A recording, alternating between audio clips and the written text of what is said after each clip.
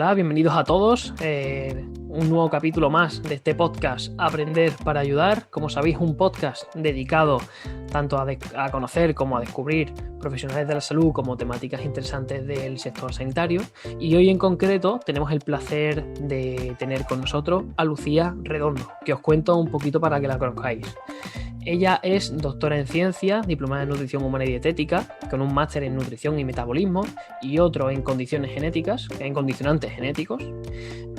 También es docente, es autora de diversas publicaciones, investigadora, directora de la Unidad de Terapia Nutricional y Salud Integrativa del Instituto Valenciano Digestivo IVADI, y también tiene otras formaciones o especializaciones dentro de la nutrición y la PNI.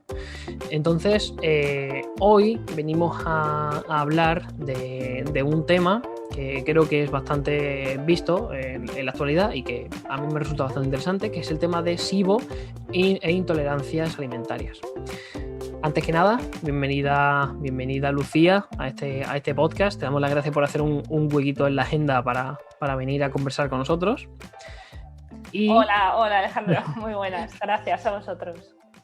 Y como inicio, a mí siempre me gusta preguntar, bueno, pues como te comentaba antes, siempre me resulta interesante conocer quién es la persona que está detrás de Lucía docente, Lucía académica, Lucía sanitaria.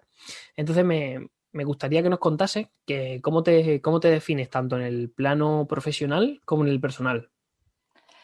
Bueno, a nivel profesional ya has descrito un poco mi trayectoria. Quizá yo lo que pudiera añadir es que siempre he tratado de integrar un poco el conocimiento más oficial, más científico, ¿no? Más ortodoxo, con ese conocimiento que viene más de la mano de las medicinas tradicionales, de la medicina natural, de tratar de integrar todo el organismo y no dividirlo por partes, por tejidos, por órganos, ¿no? Entender que todo está relacionado entre sí.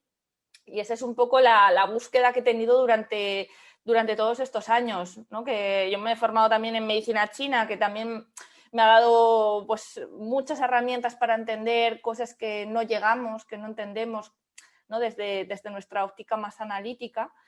Y bueno, un poco esa sería la definición de esa parte más profesional, o como considero yo que he llevado esta parte. Y luego a nivel más personal, pues diría que me considero, bueno, soy una persona introvertida. De hecho, yo siempre recuerdo, yo soy la típica de cuando era pequeña en clase, pues cuando me preguntaban de decir algo en alto, pues siempre me ponía a temblar o me ponía nerviosa.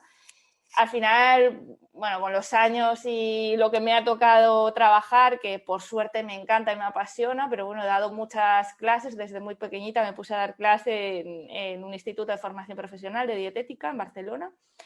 Y bueno, eso también eso junto a las conferencias y clases y charlas, pues me ha hecho extrovertirme de alguna forma en momentos puntuales. Con todo ello también me ha ayudado un proceso personal, ¿no? Con el que he avanzado mucho. Y bueno, ahora mismo vivo en Cuartell, un pueblecito muy pequeño de Valencia, aunque yo soy de León. He vivido hasta los 18 años, viví en León. Ahora estoy aquí con mi pareja y mi hijo pequeñito de 3 años. Y a nivel personal también algo que me ha marcado o me gusta mucho ha sido el poder viajar o conocer otras culturas, que te enseña mucho pues a relativizar todo, a aprender a valorar lo que tenemos, ¿vale? A valorar aquello que tenemos y también entender que hay muchas cosas materiales que sobran y que no necesitamos. Ahora, por las circunstancias que tenemos, pues evidentemente esto queda de lado, pero creo que es importante, o también ha marcado en mi desarrollo más personal. En relación a esto último, perdona, pero me ha llamado la atención. O sea, ¿dónde fuiste y cómo era el estilo de vida allí? Bueno, quizá lo que más me ha marcado, bueno, quizás son 2 viajes. Uno fue a China, en Pekín, que fue cuando hice la estancia bueno, estudié medicina china y luego hice la estancia allí en 2 hospitales. donde, bueno, pues comprendes otra forma totalmente diferente de entender la vida, todos los sentidos. O sea, te podría decir miles de ejemplos y detalles, pero bueno, quizá también llevándolo a la parte profesional, el ver cómo allí son capaces de integrar la medicina occidental, la medicina convencional con la medicina china en un hospital en el que llega un paciente y ellos deciden, pues si te tratan con agujas con plantas o si te tratan con un omeprazol o con un ibuprofeno o lo que necesite en ese momento, ¿no? Cómo se puede llegar a integrar, que se puede hacer, y es un poco lo que buscamos, ¿no? Con todo esto de la medicina integrativa. Y luego el otro viaje fue a la India, que fue, bueno, ahí donde los que hayáis ido, que seguro que hay mucha gente que ha ido, pues te das el baño de... Bueno, no sé, para mí además tuve varias experiencias un poco peligrosas incluso y me marcaron mucho, ¿no? en ese sentido, el ver la pobreza máxima, el no tener nada, el vivir en la calle, el dormir en la calle, bueno, eso marca mucho, sí. Es que creo que al final, como tú dices, estas experiencias son las que... es como si fuera un booster de crecimiento, ¿sabes? Cuando vives estas cosas, parece que en un año vivió lo de 5. O sea, te has dado cuenta de muchísimas más cosas y me parecía muchísimo, me llama muchísimo la atención y creo que está genial de estas cosas, sobre todo por el tema que me comentabas de China, bueno, el hecho de tener una carta, ¿no? Como si fuese un bar más amplia para el tratamiento de una persona y ser capaz de identificar, oye, mira, pues que a esta persona puede que a esto le venga mejor, que puede ser complementario, que no tiene por qué ser eliminatorio una cosa que otra. Me parece una mentalidad clínica mucho más abierta y, bajo mi punto de vista, mucho más desarrollada que la que tenemos aquí. Hay otra pregunta también relacionada un poco con las experiencias que se viven en la vida, que siempre me gusta hacer. Y es que no sé, cuando tú coges a un niño de 5 años y le dices, ¿tú qué quieres ser de mayor? Te suele decir, pues astronauta, futbolista, bombero, lo que sea. Entonces a mí me gustaría preguntarte si tuviste un momento claro en el que tú dijiste, pues me voy a dedicar a estudiar nutrición y ciencia, o sin embargo no fue así, lo tenías claro desde un principio, fuiste cambiando, ¿cómo fue eso? Pues bueno, yo creo que ahí me ha influido mucho dos cosas, pero una la principal es el haber crecido en una familia, en una filosofía de vida, de salud muy peculiar, especialmente en aquella época.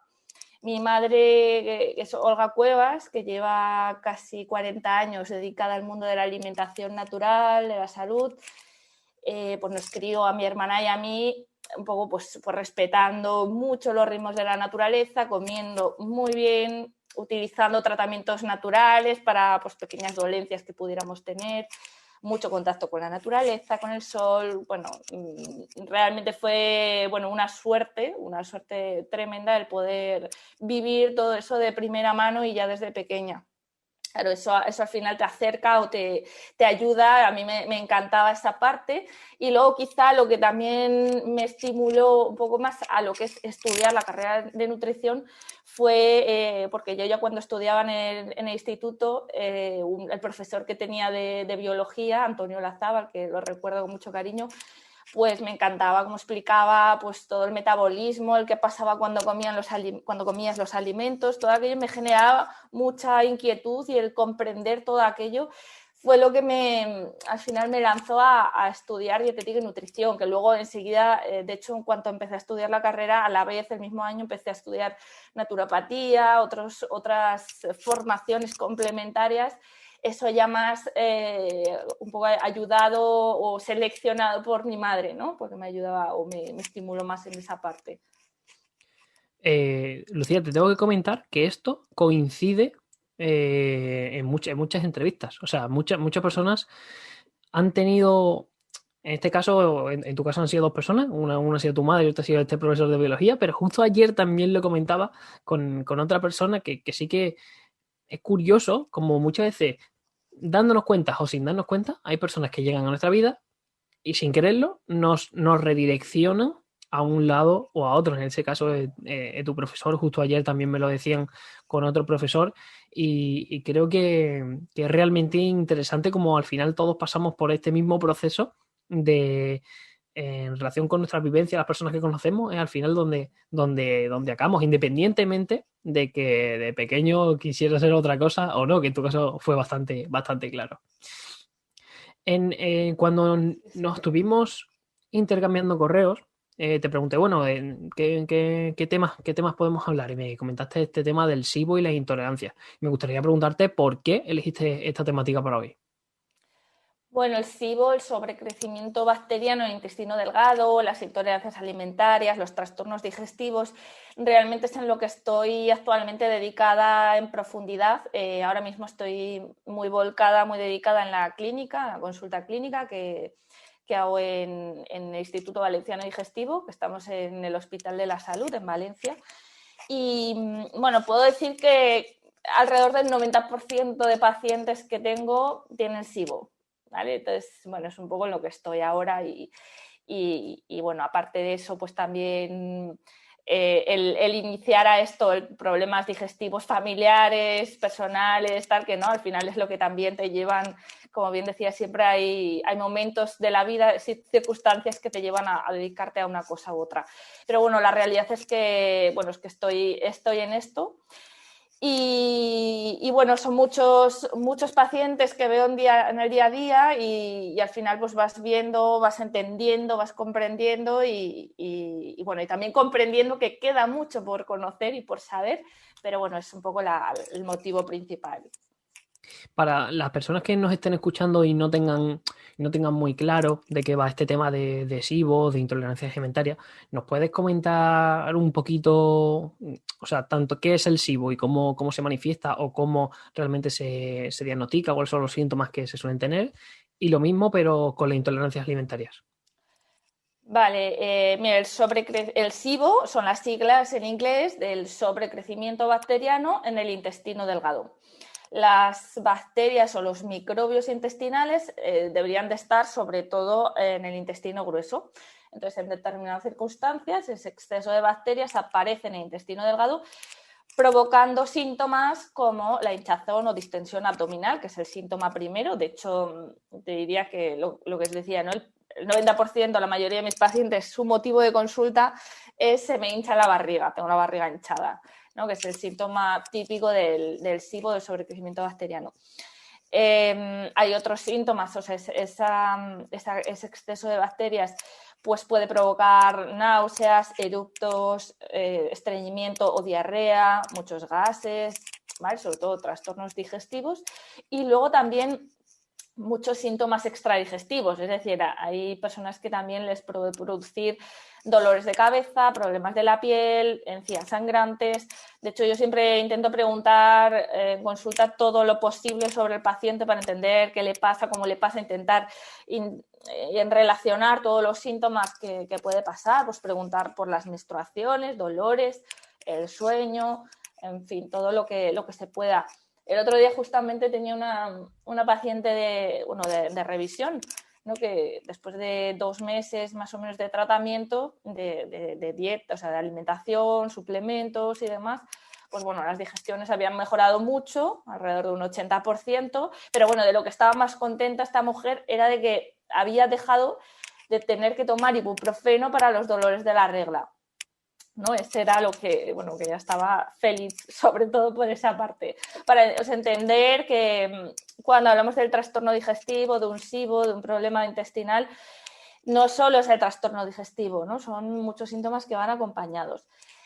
Después, destacar o decir que el SIBO, aunque su definición, incluso su nombre, es el sobrecrecimiento bacteriano, es decir, el exceso de bacterias, realmente es mucho más complejo. De hecho, en los últimos estudios han visto que ya no solo hay un exceso de bacterias, sino hay una disbiosis, una alteración del tipo de microbios. Por lo tanto, no se puede tratar simplemente con, mira, me lo voy a cargar con un antibiótico y ya está, que es el tratamiento convencional, sino hay que ir más allá porque hay que entender por qué se ha producido esa disbiosis en el intestino delgado.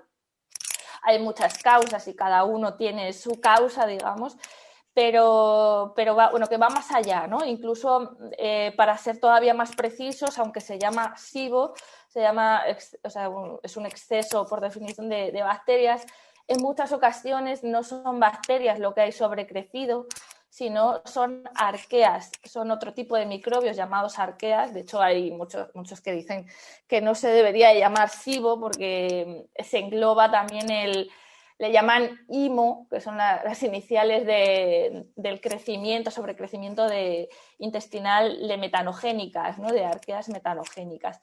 En definitiva, el SIBO es un poco un saco donde se meten muchos trastornos digestivos en el cual pues habría que identificar o valorar cada caso, cómo tratarlo, cómo abordarlo. Lo diríamos como que es un exceso de fermentación, ¿no? Que provoca muchísimos gases y sobre todo eso, ¿no? La inflamación abdominal. Yo he visto fotos, de verdad, he visto fotos de gente con inflamación abdominal que parece que está literalmente embarazado o embarazada, ¿eh? Eso es, eso, bueno, de hecho a mí me mandan a veces fotos o me diseñan directamente porque genera una distensión abdominal muy importante, o sea, puede llegar a ser muy importante. Ojo, que hay personas que no se les distiende tanto la barriga, no se les hincha tanto la barriga, pero los gases pueden llegar a oprimir en el sitio, generando mucho dolor. ¿Vale? O sea que una cosa es la distensión y otra cosa es lo que pueden llegar a doler la producción de un exceso de gases en el intestino delgado. Pensemos que los gases, cuando se producen en el intestino grueso, son muy fáciles de expulsar. Tenemos mecanismos para la eliminación bastante fácil, bastante sencillo, ¿no? El problema es cuando esos gases se producen en el intestino delgado, que es un lugar donde no tenemos forma fácil de eliminar. Entonces, cuando molestan, cuando se inflama la barriga, cuando hay eructos, hay molestias, gases y todo esto. Luego me preguntabas por la intolerancia alimentaria, ¿no? Por las intolerancias alimentarias, que sería el otro gran tema. Realmente es un concepto muy ambiguo porque a día de hoy no hay pruebas fiables. Hay pruebas, pero no hay pruebas fiables que nos permitan descartar con seguridad o analizar intolerancias a alimentos de forma genérica. De hecho, yo a muchos pacientes les digo, me encantaría poder hacerte una prueba y decir, mira, el tomate no te sienta bien, la zanahoria tampoco y el pepino tampoco, pero no lo hay. Entonces, sí que es cierto que hay alguna prueba para algún tipo de intolerancia concreta, por ejemplo, la intolerancia a la lactosa. Tú te puedes hacer el test de aire expirado para la intolerancia a la lactosa, para la intolerancia a la fructosa. Te puedes hacer un test para valorar una posible intolerancia a la histamina. Pero, bueno, podrías hacer también una para la intolerancia al sorbitol, pero poco más. Más allá de eso, no hay algo preciso y claro, ¿no? A la práctica hay muchos tipos de intolerancias y hay muchas veces que no se encajan o no cuadran con algo teórico, ¿no? Entonces, excepto las intolerancias congénitas, las que son genéticas de cuando nacemos, las que aparecen, que son las más habituales, las que yo más trato, las de cuando somos adultos, en realidad son intolerancias secundarias a algún trastorno o algún problema digestivo. Por ejemplo, un SIBO puede generar una intolerancia a la fructosa. Por eso muchos casos de SIBO mejoran cuando hacemos un tipo de una dieta de restricción, una eliminación de alimentos, concretamente los FODMAPs, que son alimentos que son altamente fermentables. Entonces, bueno, durante un tiempo podemos quitar esos FODMAPs para mejorar la sintomatología. No cura, ese proceso no es curativo, sino es para aliviar, mejorar, desinflamar en ese momento, pero a la vez hay que hacer un tratamiento de base para tratar de solucionar esta causa que está generando la intolerancia. Es decir, si tú tienes una intolerancia a la fructosa, la intolerancia no se va por quitar la fructosa. Hay que hacer algo más, hay que hacer un tratamiento. A veces es un SIBO, como decía, una disbiosis intestinal, una celiaquía, diferentes situaciones que hay que investigar y abordar. Esto último que has comentado me parece especialmente relevante porque seguramente lo has visto en consulta, pero muchos pacientes por diagnósticos que se dan o por cosas que se dicen ya interiorizan y se ponen como mochila algo que llevan para siempre, ¿no? Yo muchas veces he escuchado, no, yo es que tengo ya esto y no puedo hacer nada, tengo mi medicación tal cual, que para algunas cosas obviamente sí, pero para otras no tiene por qué ser así, no tenemos por qué ser tan conformistas. Y creo que este aspecto que tú has dicho es realmente se ve mucho en la actualidad. Personas que dicen, no, es que yo no puedo comer esto, no, es que yo no puedo hacer lo otro porque tal. Pero te lo estás mirando, no, no, no. A mí me han dicho que tal y así me quedo. Entonces es algo que yo creo que se ve bastante, ¿no? No sé qué opinarás. Sí, sí, totalmente. Sí, hay mucha gente que llega con la etiqueta de intolerancia a la lactosa, por ejemplo, o a la fructosa, que quizás es la que te restringe más alimentos. Y bueno, hay gente que llega a la consulta haciendo dietas bajas en FODMAPs o dietas bajas en fructosa durante mucho tiempo sin hacer nada más. Es decir, simplemente planteándose o quedándose en esa etiqueta. Claro, al final, claro, mucha gente me pregunta, bueno, pero esto es reversible, se puede llegar a tolerar la lactosa, la fructosa.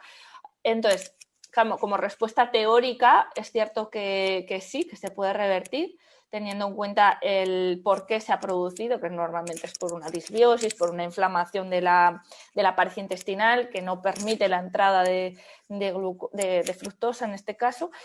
Pero es cierto que a la práctica, yo diría, depende del caso. Hay casos, o sea, es cierto que me vienen casos muy complejos y quizá por eso hablo con esa precaución, porque hay casos en los que, bueno, pues podemos avanzar mucho, hay gente que no tolera casi ningún alimento o tiene muchos problemas, entonces con poder avanzar y poder empezar a comer más alimentos, bueno, yo ya me pongo contenta, ¿vale? Entonces, ¿podrá solucionar por completo? Pues dependerá de cada caso. Hay muchos casos que sí que se solucionan y que empiezan o sea, que vuelven a tolerar la fructosa porque logramos dar con la causa, logramos dar con el tratamiento y entonces sí.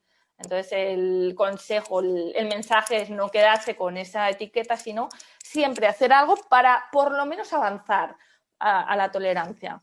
Exactamente. Yo creo que ese es el mensaje.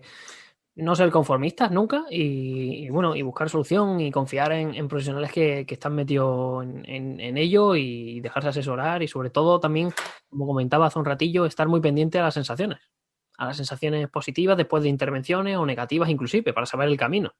Claro, totalmente. De hecho, bueno, yo pregunto mucho en consulta pues, por las heces, la forma de las heces, el olor, bueno, todos esos detalles que son un poco...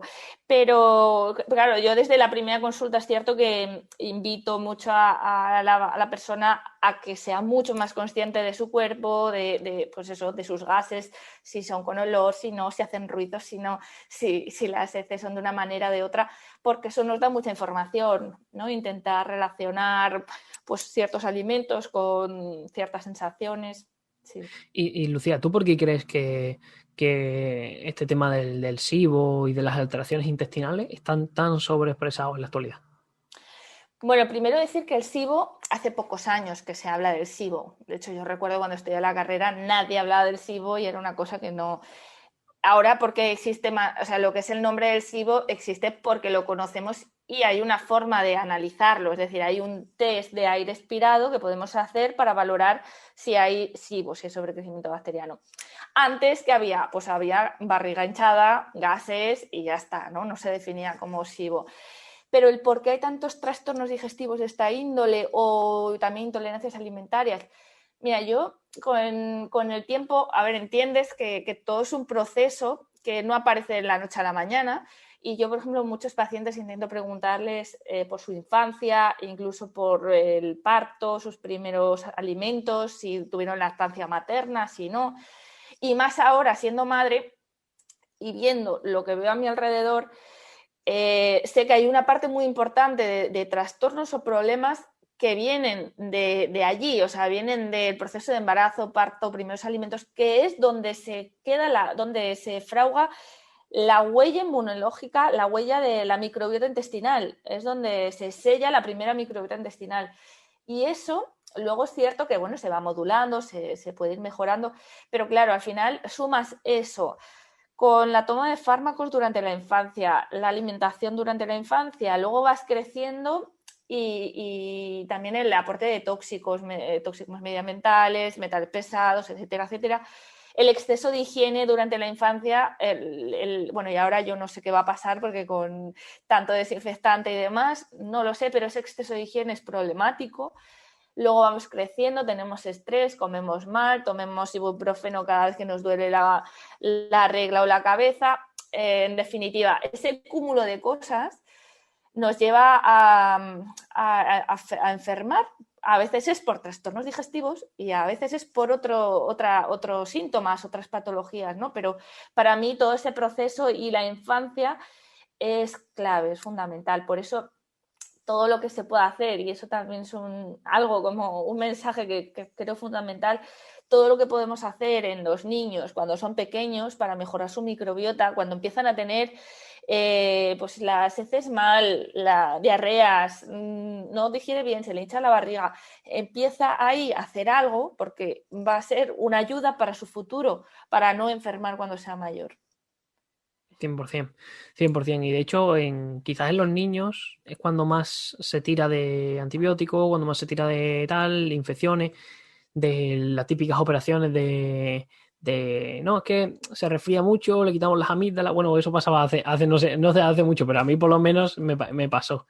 Y también otra cosa que me ha venido a la cabeza mientras me comentabas este tema, es el tema de los abuelos. O sea, ¿cómo fue la infancia de los abuelos de ahora? O sea, fue totalmente diferente a la que tienen hoy los niños. Y son las personas que, entre comillas, mejor preparadas inmunológicamente, ¿no? Y yo recuerdo fotos de mi abuelo o de abuelo de mis amigos bebiendo en el mismo cántaro que bebía el perro. O sea, el mismo cántaro que tenían en el campo. Y digo, guau, tremendo. O sea, la inmunidad que tienen, que han desarrollado estas personas, increíble para toda su vida. Y me pregunto, me asusta preguntármelo, pero ¿cómo llegaremos nosotros con todo el tema este de la asepsia, de tirar mucho digamos, de antibióticos, de operaciones para el tema de infecciones cuando somos pequeños? ¿Cómo llegaremos a la última edad de la vida? Claro, ahí es verdad que hay que entender que, y ya no nuestros abuelos, ¿no? Anteriormente, pues durante años se enfermaba mucho por enfermedades infecciosas y moría gente por enfermedades infecciosas, que eso es cierto, moría más gente que ahora. Y bueno, con el tiempo eso lo hemos conseguido controlar, pero nos hemos ido al otro extremo. Y entonces estamos enfermando más por patologías autoinmunes, por alergias, por trastornos digestivos. Hemos cambiado la balanza. Lo óptimo es, conociendo todo esto y sabiendo lo que sabemos, pues es, hombre, pues vamos a coger lo bueno de cada parte, ¿no? Igual el tener cero higiene, no, porque eso es un problema, pero bueno, es cierto que el contacto con la naturaleza es fundamental. El contacto con el sol, el comer alimentos, no productos, no ultraprocesados, todo eso es la clave, ¿no? Lo que decías de los abuelos, yo recuerdo que siempre me decían mi bisabuela, o sea, la que era la abuela de mi madre, que hasta el último día comía solo, o sea, sus últimos años solo comía leche con galletas. Y duró hasta, ahora no me acuerdo, pero duró muchísimo, murió muy longeva, muy mayor. Y dices, hombre, la leche con galletas pues no es lo suyo, no es lo ideal, pero ¿qué pasa? Que es gente con una constitución muy buena, con una salud muy buena, porque se ha forjado, ha crecido en un ambiente natural, un ambiente saludable, sin exceso de higiene, con alimentos no ultraprocesados, con vida más tranquila, no estrés, movimiento natural pues de trabajar la tierra, de caminar porque no hay otro medio, en definitiva, una vida más acorde con la naturaleza. Y yo creo, no sé, a lo mejor me equivoco, pero que la leche y las galletas que se comía tu bisabuela no son las mismas que las que tenemos en el supermercado ahora. No, de hecho, siempre me contaban allí pasaba la lechera con el bidón de leche recién ordeñado. Claro, no tiene nada que ver absolutamente, totalmente, sí. Y te quería preguntar, ¿existen a día de hoy, tú que tienes mucha experiencia con el abordaje de estas patologías digestivas, existen a día de hoy intervenciones clínicas efectivas para tanto revertir el síntoma cuando sea posible o para mejorarlo?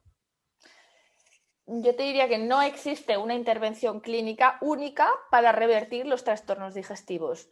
De ninguna manera podemos tratar a todos nuestros pacientes por igual, o sea, todos los pacientes con trastornos digestivos con SIBO por igual, porque no vamos a acertar, no vamos a conseguir lo que queremos. De hecho, con el tiempo cada vez me doy cuenta de que, o sea, cada vez entiendo que esto es mucho más complejo.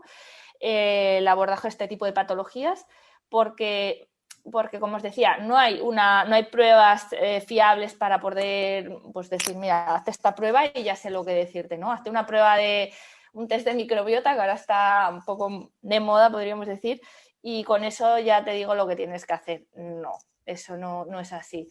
Entonces, al final hay que tener, pues yo considero que hay que tener mucho ojo clínico, valorar todos los síntomas, valorar la persona y en función de eso establecer un proceso terapéutico, ¿no? Un proceso que te ayude, una estrategia terapéutica que te ayude a avanzar. Pero esto es, o sea, existen intervenciones clínicas, pero adaptadas a cada persona. Yo utilizo, por ejemplo, la dieta baja en FODMAPs a nivel de alimentación. La dieta baja en FODMAPs, que quizás es la hora más conocida, más utilizada, pues funciona en algunas personas, pero hay personas que no les funciona. Hay otro tipo de intervenciones que yo utilizo cuando se necesita, lo requiere o veo que puede ir bien. Por ejemplo, que es un tipo de dieta baja en compuestos azufrados, ¿vale? Porque hay un trastorno digestivo concreto en el que no se toleran bien los compuestos azufrados. Bien, pues ese tipo de planteamiento es bastante opuesto al de la dieta baja en FODMAPs, ¿vale? En cambio, funciona en un grupo de personas, funciona muy bien. Por lo tanto, las intervenciones dietéticas deben de ser muy adaptadas a cada persona. Y luego las intervenciones más pues, de estilo de vida, de suplementación, de ayunos intermitentes, en definitiva todo lo que tenemos al alcance, pues también tienen que ir más individualizadas también al tipo de... Si tenemos una prueba del SIBO, pues en función de si tienes más arqueas metanogénicas, es decir, más metano, más hidrógeno, ¿vale? En función también de algunos parámetros, pues podemos ir guiándonos, pero sobre todo yo me guío por los síntomas. 100%. Al final es como la típica frase esta que dice, no me acuerdo, ahora mismo no me acuerdo de quién la dijo, pero dice, solamente el enfermo sabe lo que tiene. Eso es. Por eso yo pregunto, pues, los alimentos que te sientan mal a ti, ¿no? Que los que te sientan bien a ti, porque hay muchas veces que dices, mira, el arroz se supone que el arroz es bajo en FODMAPs, es bajo en compuestos azufrados, es como bajo en todo porque no tiene nada más que almidón y poco más. Bueno, pues hay gente que le sienta mal el arroz y sí, es así. Y eso hay que aceptarlo. Y hay gente que le sienta mal la carne. Bueno, pues entonces hay que individualizar y valorar a cada persona, ¿no? Y cada abordaje. Por cerrar un poco el tema de la salud digestiva, ¿dirías que hay una base o que hay unos pilares fundamentales para mantener la salud digestiva? Pues mira, las bases para mantener la salud digestiva es un poco lo que he comentado antes de los eventos o los elementos que nos enferman. El inicio es tener unos buenos primeros años de vida, ¿vale? Que de hecho yo ahí a veces digo, vale, un poco en plan coña, pero no es coña. Es cuando estamos muy mal, ya cuando somos mayores, a veces digo, es que tendríamos que volver a nacer para volver a hacer todo ese proceso de la forma más óptima posible para poder solucionar todo esto de forma ya de raíz, ¿no? Pero bueno, cuando ya somos adultos, somos mayores, pues es tratar de llevar una vida lo más saludable posible, los hábitos de vida que ya sabemos. Y bueno, quizás algunos de los consejos o cosas básicas que creo son fundamentales es el descanso digestivo. O sea, yo creo que algo que nos enferma bastante es estar comiendo todo el día, todas horas. Entonces, es simplemente pues, dejar, hombre, desde la cena al desayuno, pues un mínimo de 12 horas, intentar hacer 3 comidas al día. Intentar, hay veces que no pasa nada por merendar tampoco, no nos vayamos al otro extremo, ¿no? Pero no estar todo el día comiendo, dejar descansos al aparato digestivo, tratar de tomar los mínimos fármacos posibles y si se toman, pues intentar dar probióticos, bueno, intentar un poco cuidar esa microbiota intestinal que es la que muchas veces es la que realmente nos da tantos problemas. Y en relación a todo lo que hemos hablado, ¿vale? ¿Nos contarías alguna experiencia que hayas dicho tú, vale, me dejó marcada por por el progreso, por la evolución o quizás por cómo fue el proceso. ¿Nos puedes contar alguna experiencia en relación a estas alteraciones intestinales? Bueno, claro, experiencias muchas, quizás, o sea, para mí lo más importante ha sido el baño de realidad que te aporta la consulta al final, en general, ¿no? El baño de realidad de lo que decía, de una cosa es la teoría y otra cosa es la práctica, y otra cosa es lo que dicen los estudios científicos y otra cosa es lo que te encuentras ya en consulta, ¿no?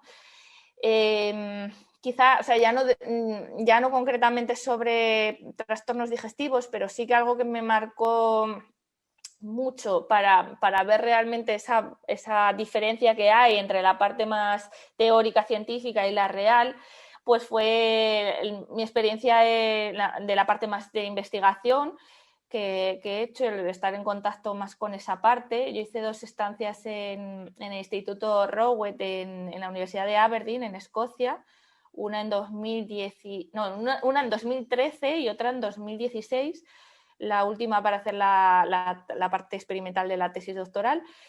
Y bueno, aquello es un instituto dedicado a la investigación en nutrición, tanto clínica como más de laboratorio, ¿no?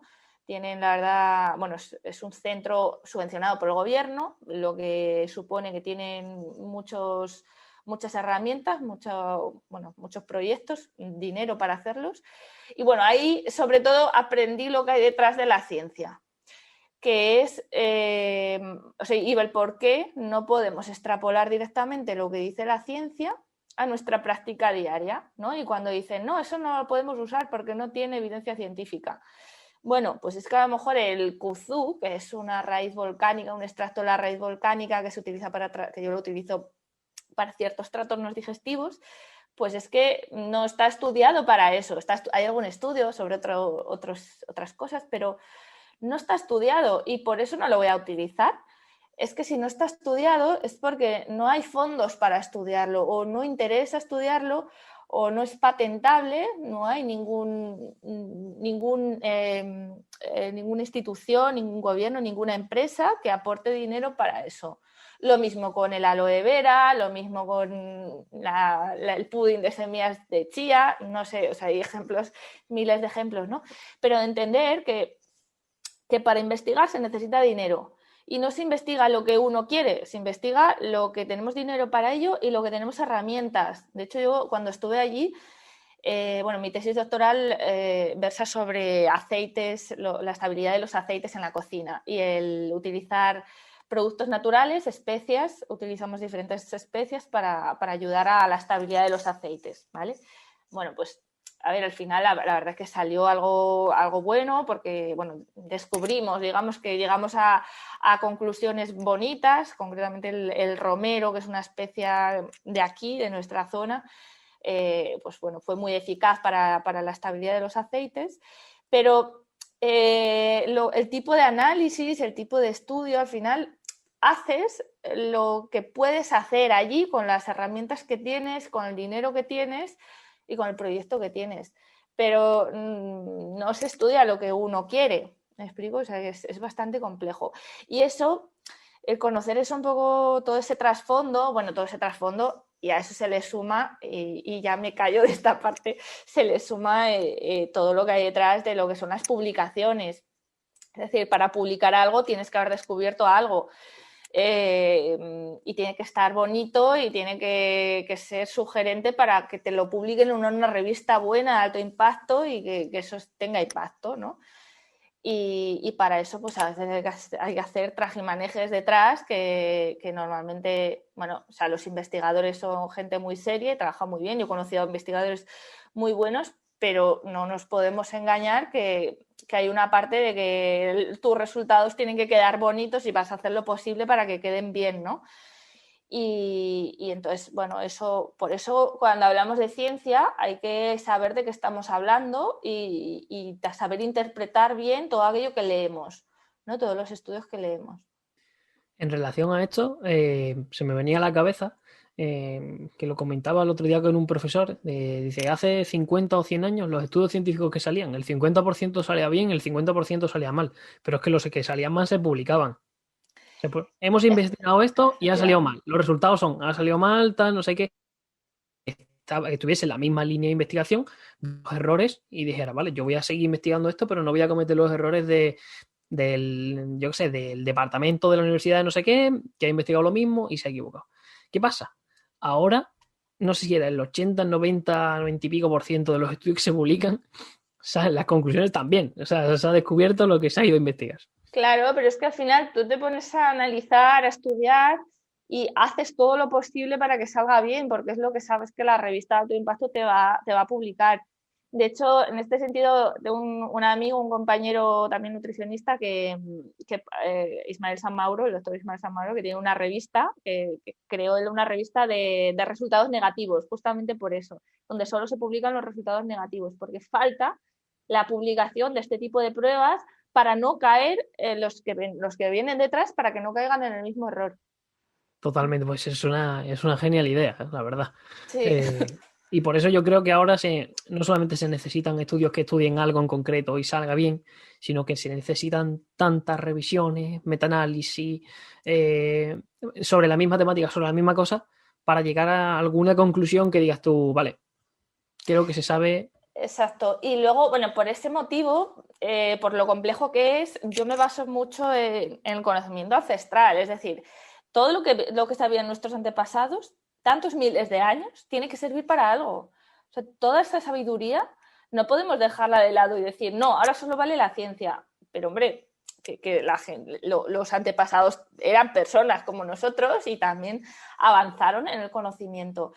Y luego otra cosa es que los estudios en relación a nutrición tenemos que entender que son muy difíciles de hacer, son muy difíciles de sacar conclusiones. ¿Por qué? Porque hay tantos condicionantes que hacen que los resultados puedan ser de diferentes índoles, pues que hay que saber interpretarlos muy bien. Los estudios científicos están más preparados, o sea, sobre todo los ensayos clínicos, los estudios clínicos, están más preparados para los medicamentos, para los fármacos, para ver si funciona o no funcionan determinados tipos de fármacos, pero no están tan preparados o no son tan fiables o nos facilitan la comprensión de qué pasa cuando comemos un alimento, un tipo de alimentación, porque somos seres humanos, porque no somos ratones que metemos en un lugar en el que contemplamos, bueno, sabemos el ejercicio físico que hace, lo que come, todo, no tiene estrés, no tiene nada. Y eso no lo podemos extrapolar a nosotros, ¿no? Y nosotros no nos pueden meter en jaulas y el analizarlos. Ojo que, por ejemplo, hay algún estudio que se hace así. De hecho, ahí en Aberdeen, una de las cosas que me llamó mucho la atención en el Instituto Rowett, que tienen como una especie de hotel, ¿vale? De lugar para pasar allí unos días y poder estudiar de verdad lo que le pasa al organismo cuando hacen una intervención dietética y demás. Pero bueno, eso son pocas veces y en pocas ocasiones, aunque se haga, pero aún así no puedes dejar de lado, pues si la persona está preocupada por no sé qué, o si tiene estrés, o no se puede hacer eso, no podemos ponernos en jaulas. Sí, totalmente. O sea, por poner un ejemplo, todas estas intervenciones que comparan dieta baja en hidratos de carbono, dieta cetogénica, dieta alta en proteína para la pérdida de peso. Y te ponen, bueno, pues un estilo de alimentación que le han dado a un grupo de personas, diferentes grupos, tal. Sí, bueno, has analizado el ejercicio, el estado emocional de esa persona, que claro, es por eso, ¿no? Quizás las personas que leen las conclusiones, pues mira, se ha visto que quizás dieta cetogénica sea la mejor para la pérdida de peso, tal, no sé qué. Ya, pero bueno, por ejemplo, aquí yo donde estoy en Andalucía, intenta implantar tú una dieta cetogénica a gente que está acostumbrada a comer con pan en la mesa, a merendar, a desayunar, tostada con jamón, ¿sabes? Es totalmente alejado de la cultura y por tanto es muy difícil de implantarlo. Es que, claro, hay tantísimos matices, tantísimos, como tú decías, factores de confusión, que bueno, hay que ver los estudios en alimentación desde un prisma de, vale, esta información está aquí, está bien, pero vamos a ver cómo la utilizamos. Totalmente. Y un poco en relación a esto, sí que también me gustaría mencionar el problema, que también yo creo que empieza a haber un problema entre las redes sociales, O sea, lo que se muestra en las redes sociales y lo que es la realidad, ¿no? Pues lo que tú dices, de la dieta cetogénica es la mejor para perder grasa y para mejorar la composición corporal. Bueno, pues sí, pero luego la mejor dieta o el mejor ejercicio es el que se hace, no es el que teóricamente funcione mejor, ¿no? Entonces, un poco en las redes sociales yo creo que se muestra demasiado el mundo ideal, ¿no? Que está muy alejado del mundo real. Entonces, tenemos que irnos un poquito más a la realidad, a ver lo que es el contexto de cada persona y simplemente, fíjate, al hacer pequeños cambios en el contexto de esa persona, si esa persona todos los días se come una barra de pan, hombre, pues si se come media barra de pan en vez de una, pues quizá ya hemos avanzado. No hace falta hacer una súper intervención contando macronutrientes, contando no sé qué y además haciendo una dieta cetogénica, que ojo, está muy bien y en algunos casos durante un tiempo temporal se puede aplicar y yo la aplico, cuidado que... Pero siempre lo primero es valorar el contexto y no nos dejemos llevar por ese mundo ideal que no es real, que en las redes sociales tú pones una foto y parece que tu día es así de ideal y la vida de las personas, de todas, incluida la mía, pues es mucho más real que todo eso, ¿no? Totalmente de acuerdo. En relación a, ya cerrando un poco el podcast, en relación a nosotros que considero que siempre estamos leyendo, siempre estamos informándonos tanto de cosas académicas como otros libros de autores que nos gustan y demás, me gustaría preguntarte si has descubierto algún avance en lectura o algo así novedoso que te haya llamado mucho la atención y que quieres compartir con nosotros. Bueno, pues a ver, sobre estos temas es cierto que al final siempre estás leyendo y viendo quizás un poco lo que tengo más ahora en la cabeza y ojalá se pueda avanzar en ese sentido, que bueno, algunos medios tenemos donde yo trabajo, ojalá que sí. Es en el uso del trasplante de heces, que es un tratamiento quizás el más prometedor, creo yo, para el tratamiento del SIBO. ¿Vale? Es cierto que el trasplante de heces se ha estudiado más, de hecho se ha utilizado más para la erradicación de una infección, de la Clostridium difficile. De hecho, el doctor Xavi Cortés, que es el director de IBADI, donde trabajo, que trabaja también en el Hospital de Sagunto, ha sido uno de los pioneros en hacer trasplante de heces para la Clostridium difficile.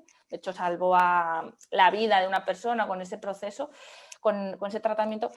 Y bueno, me parece muy, muy interesante porque ya empiezan a haber estudios sobre el uso de ese trasplante de heces para tratamiento de trastornos funcionales como es el sobrecrecimiento bacteriano, como es este tipo de trastornos, que para algunos de estos casos no es necesario, porque ya tenemos herramientas, pero hay casos en los que todavía no tenemos la clave o herramientas tan potentes y bueno, yo creo que pueda ser es un halo de esperanza, ¿no? Es un poco un tipo de tratamiento que ojalá se pueda avanzar en ese sentido y se pueda llegar a implementar. Sí, yo lo sigo muy de cerca y ya no solo para SIBO, sino para otras cosas, sino para inclusive enfermedades neurológicas y demás. Se ha visto, o las primeras investigaciones, han visto, bueno, cosas prometedoras y creo que sí, que puede ser muy interesante que se avance en este sentido y que se consiga una aplicación clínica real, porque es algo que, entre comillas, es relativamente poco invasivo o muy poco invasivo. Y a ver, hay un riesgo asociado que por eso no se está haciendo más y de hecho aquí no dejan avanzar tan rápido como nos dejarían porque hay un riesgo por el tipo de bacterias o microbios que hay en una muestra de heces. Al final no tenemos las herramientas para identificar el 100% de los microbios. Entonces, como hay algunos microbios que no somos capaces de identificar, ese es el riesgo por el cual no se permite el avance más rápido. Pero bueno, yo estoy segura que en unos años sí que se podrá avanzar en ese sentido. sí, yo me refería a relativamente poco invasivo porque las intervenciones intestinales o en alteraciones intestinales más agresivas suelen ser en operaciones, quitarle un trozo de intestino o hacer cualquier cosa esta, que ya una vez que lo haces, ya ahí ya estás perjudicando estructuralmente a a uno de, digamos, de lo más importante del cuerpo, que al final es tu maquinaria para digerir, absorber y transportar los nutrientes. Entonces, pues bueno, sabiendo lo que tenemos, ojalá se siga investigando en este sentido, como bien decía, y se pueda finalmente aplicar y encontrar solución o parte de la solución de muchas de las alteraciones o disfuncionalidades que están ocurriendo. Siempre y cuando, o sea, tener en cuenta que he explicado esto del trasplante de heces, pero que, o sea, eso sería una ayuda más con la base de todo lo que hemos explicado, ¿no? De los hábitos de vida y tal, porque muchas veces centramos un poco la esperanza en eso, dejando todo lo demás. No. Lo importante es la mejora de los hábitos de vida y, bueno, estos son búsquedas de herramientas que sean algo más eficaces para coayudar a ese tratamiento de base. Sí, a los casos más extremos y a personas que estén realmente afectadas por la sintomatología. Eso es. Y Lucía, como pregunta final, para todos los que nos estén escuchando, que hemos hablado de muchas cosas, dinos dónde podemos encontrarte. Aquí pues tienes un espacio para decir, yo que sé, redes sociales, tu página web, dónde estás trabajando. Vale, pues bueno, trabajo sobre todo en el Instituto Valenciano Digestivo, en IVADI, que está en el Hospital La Salud, que somos un equipo o sea, somos ahí unos 10 médicos digestivos, psicólogas, somos 3 dietistas nutricionistas, yo dirijo la parte de este equipo de nutrición y bueno, el contacto está la página web de IVADI, pero podéis directamente en mi perfil de Instagram, lucia.redondo.huevas, es muy fácil. Ahí está el teléfono que también se puede utilizar para enviar WhatsApps para más información para consultas. Y la página web la tengo, lo que pasa es que estoy en fase de crear una nueva, así que nada, de momento se llama luciaredondo.com, pero bueno, que la actualizaré en breve. Vale. De todas formas, todo esto que me has contado ahora lo vamos a poner en la descripción del podcast, ¿vale? Como cuando se publique. Esperamos que tu página web esté ya funcionando al 100%, entonces lo pondremos para que la gente clique y no se pierda por el camino. Y por mi parte, nada más, solamente darte las gracias, que me ha parecido que un ratito súper ameno, hablando de cosas que realmente tienen mucha importancia en la actualidad y que creo que son necesarias que se conozcan. Y que nada, si quieres decir algo antes de despedirnos. Pues solamente agradeceros, Alejandro, a ti y a ESI, a la escuela, agradeceros este espacio y bueno, pues muy contenta de estar aquí compartiendo con vosotros. Pues nada, estoy seguro de que nos encontraremos muchas más veces en el camino. Así que nada, a todos los que nos estáis escuchando, muchas gracias por estar aquí un día más y nada, nos vemos en la próxima. Si quieres más información sobre los cursos de la Escuela de Salud Integrativa, entra en www.esi.academy.